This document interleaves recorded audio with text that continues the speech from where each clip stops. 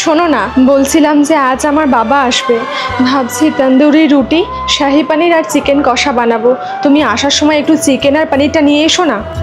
ঠিক আছে। আর হ্যাঁ, আজ একটু তাড়াতাড়ি এসো। আজ বাড়ি ফিরতে এত লেট হচ্ছে কেন তা কে জানে। মানুষ কলটাও তো একবার রিসিভ করতে পারে। বাবারও আসার সময় হয়ে গেল।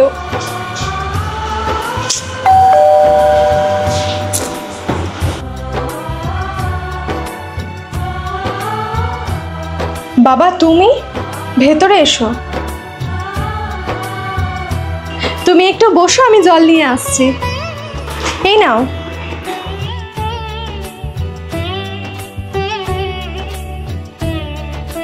কখন থেকে ট্রাই করে যাচ্ছি, একবারের জন্য কলটা রিসিভ করছে না।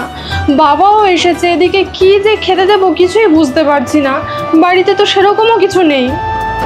দিয়া। হ্যাঁ বাবা, আসছি।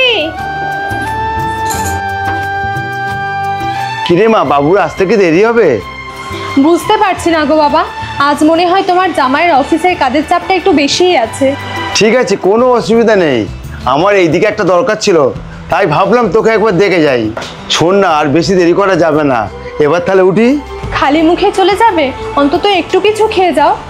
না রে মা, সে অন্য কোনো দিন আসবো। কি এমন কাজে ব্যস্ত ছিলে যে একবার ফোনটা ধরতে পারলে না? আমার বাবা না খেয়েই চলে গেল। একবার বলতেও তো পারতে যে আমার বাড়ি ফিরতে লেট হবে, তাহলে আমি নিজে গিয়েই কিছু কিনে আনতাম। যেতে পারতে, আমি কি বারণ করেছিলাম? তোমার খারাপ লাগছে না যে একটা মানুষ না খেয়ে বাড়ির থেকে চলে গেল? সকালের মাছের ঝোল আর ভাত ছিল, ওটাই দিয়ে দিতে পারতে। লজ্জা করে না বলতে? তুমি ভাবলে কি করে আমার বাবাকে ওইসব খেতে দেবো? মনে আঘাত লাগলো?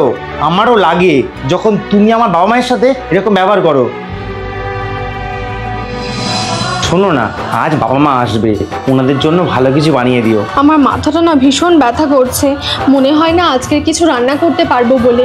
ওবেলার যা আছে ওই সবই একটু করে খেয়ে নেবে। তাছাড়া হাইফাই তো আর কেউ না যে আমাকে এক্ষুনি গিয়ে ভালো মন্দ রান্না বান্না করতে হবে।